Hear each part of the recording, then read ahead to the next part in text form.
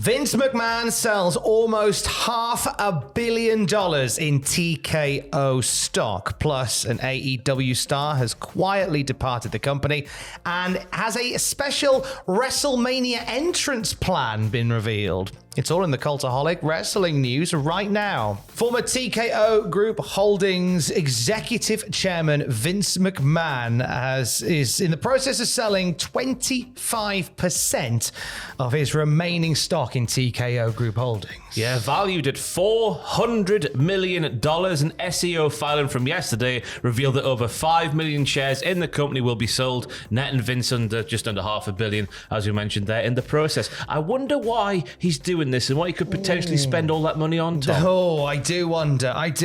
But this is actually the second major stock sale from McMahon in the last 5 months. The other was back in November when he sold 8.4 million shares worth $700 million.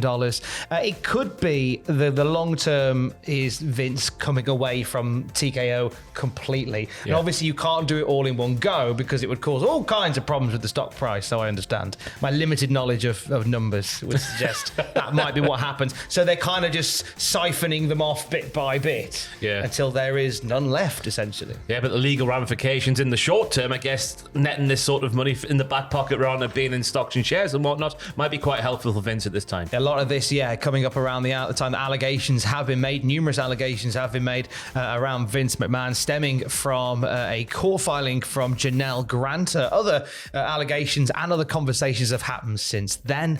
Possibly to do with that. When we know more, we'll let you know more at cultaholic.com. So over the weekend, we noticed what we thought was maybe an admin error on the AEW website. Turns out it's not the case. Yeah, eagle-eyed people on the X.com wasn't initially just realised that Mike Santana, formerly Santana of Proud and Powerful, and the Jericho Appreciation Society, the Inner Circle, all that malarkey, he was missing from the roster page. Fightful Selective confirmed it was not an admin error, and they are saying Mike Santana has not been backstage at AEW shows in months, and sources close to him said he's officially done with the company after he was removed from the AEW roster page. Now, he was only back on AEW television back in August to get a feud going with Ortiz, and those two had a very real life falling out, we understand. And that feud sort of paid off on Rampage in October, and then we've not really seen anything since. That was his last match, that win against Ortiz on Rampage at the end of October. Yeah, and we've not, as you say, not seen anything since. It's a weird one. The real life ramifications of their relationship bleeding over their stuff on screen. It's a shame it didn't work out, because in that first year of AEW especially, Proud and Powerful, Ortiz and Santana, it's an act we know from the LAX days of previous. It just worked, didn't it?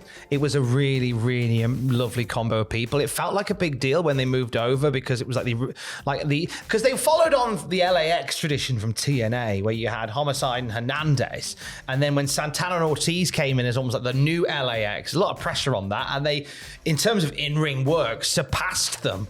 And then when they went on to do more stuff with AEW, I just don't really think we truly got to see the greatness that they could achieve. Yeah, because they had the very different vibe in not only the wrestling style, but the presentation and whatnot. The promos felt very real. I remember one that they cut while they were heels, but it was a very babyface promo in the sense of like, be proud of who you are and whatnot, where they're cutting the promos on the subways of New York, I assume it was. I'm not sure. I hope it was New York. But it was very, very good all the same. It's just a shame it didn't really come to much. Yeah, so Santana and the company parted ways last week, as Fightful have said. And whatever he does next, best wishes. We know he's been popping up on the indie circuit. I imagine wherever he'll go, he'll get a good price and he'll work great matches. Yeah, he's had 3 or 4 matches already this month. So yeah, he's going to be a busy boy by the looks of things. A busy boy. So in the last news video, we talked about Paul Heyman heading into the WWE Hall of Fame. There is some strong rumor and innuendo about who might be joining him. The Rock's Uncle Tonga, as The Rock likes to call this man. Haku is the name that's being put about by Brian Alvarez on Wrestling Observer Radio. That's nice. That's lovely, isn't it?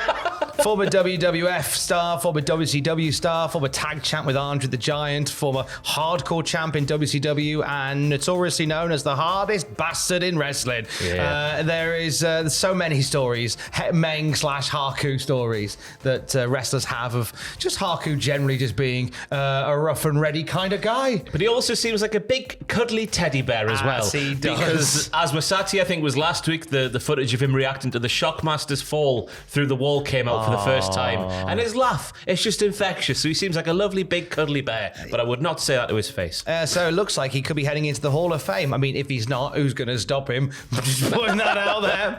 And this comes at really interesting timing because Tama Tonga, one of his sons, along with Tangaleo and Hikuleo, are in New Japan Pro Wrestling, but it's Tama Tonga heading in on his own. Maybe, if he is inducted, does Tama Tonga get involved in the Hall of Fame induction in some way? You would have to assume he have some play in the promo package at least. If not, he's not doing the speech on stage. If you're looking for a more WWE name to do the speech on stage, who are you looking at? Oh, great question. Because there's so many that have come through, but sadly, so many of the people that he was connected with aren't with us anymore. You know, Bobby Heenan would have been an amazing one. Harley Race would have been an amazing one to have.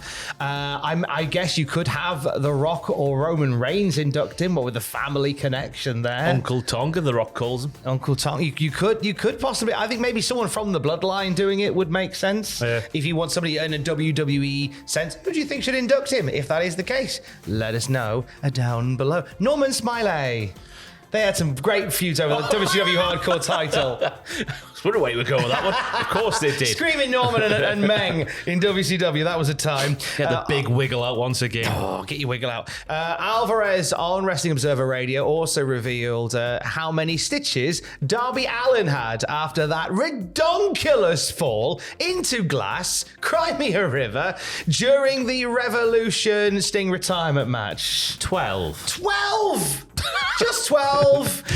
That staggers me because staggering. Darby's right hand side was bad enough, but that one on the upper left part of his back, that felt like a good 15 to 20 stitcher all by itself. Oh, it was horrible. If you watch the footage as he goes through, and they linger on it for a while, and you can just see the blood coming up it's Play-Doh through a machine. It's horrible. So you'd have thought more than 12, but alas, Darby Allin is made from something very different to the rest of us on planet Earth. Yeah, it was very funny during Sting's retirement speech that didn't make the air, but it was just sort of continuing in the ring after the show went off the air. He was just like, right, bye now. I've got to go to the hospital. I'm going to the hospital real quick.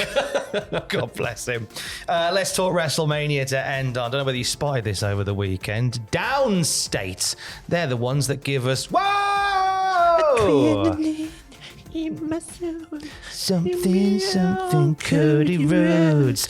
Over the weekend, they shared a very short video of sort of the Kingdom logo, the skull with the crown. It's golden, wasn't it?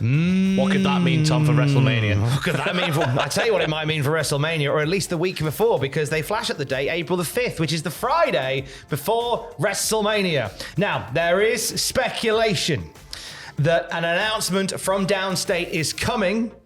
And many are speculating that announcement may be them playing Cody to the ring at WrestleMania 40. Now, obviously, that date isn't the day of WrestleMania 40, but whether it ties in with maybe a new released version of Kingdom, maybe a whole new song based around Cody, I don't know. The other thing I've noticed is that WWE have just released a T-shirt. Mm-hmm. You saw the one they did the other day, didn't you?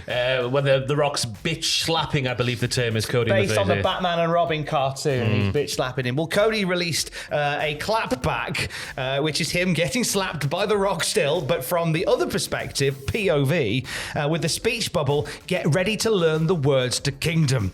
That is furthering speculation that Cody will have Downstate play him to the ring at WrestleMania 40. Now imagine, with the story that it's been for the past year, and since last year's Royal Rumble, into WrestleMania last year, into WrestleMania this year, the live performance of the ring. Imagine if he still loses. Oh, sorry for butchering that, but all the bells and whistles and some more bells and whistles have been put on, and then he loses still. Imagine that world we could live in potentially. That's a horrible world to live in. I know, yeah. Let's not think about that one. I think if you're gonna go all the way with Cody here, and you probably should by now, you've got to get Downstate to play him to the ring. It's a WrestleMania entrance trope, isn't it? Getting the live band in. Would you say it writes itself? It could potentially write itself. I do hope that Downstate motorhead their performance, though. Just forget the lyrics. Adrenaline in my adrenaline, adrenaline in me adrenaline. Or how good would it be if Zach from Downstate did sing adrenaline in my soul, something, something, Cody Rhodes. Oh, that'd be great if you do that. It writes itself. It writes itself. Brand new Desert Island Graps on the podcast feed. I had a lovely chat with O'Shea Edwards, who rattled people's brains in Ring of Honor at MLW and on the indie circuit. He's about to start his first UK tour. Ooh. And I wanted to have a chat with him before he came over to this side. So O'Shea talks about his time as a firefighter. He also talks about his big love for weightlifting, following in his dad's footsteps in football, and of course the 3 wrestling matches that he would watch while stranded on a desert island. Lovely chat with O'Shea. You can listen to that on the podcast feed right now. Anything you want to plug? Just things will happen on the channel. Just keep your eye on the channel for things. But what does that mean for WrestleMania? I don't know, Tom. I've got no idea. For the latest wrestling news throughout the day, you can check out cultaholic.com. Stay safe. Things.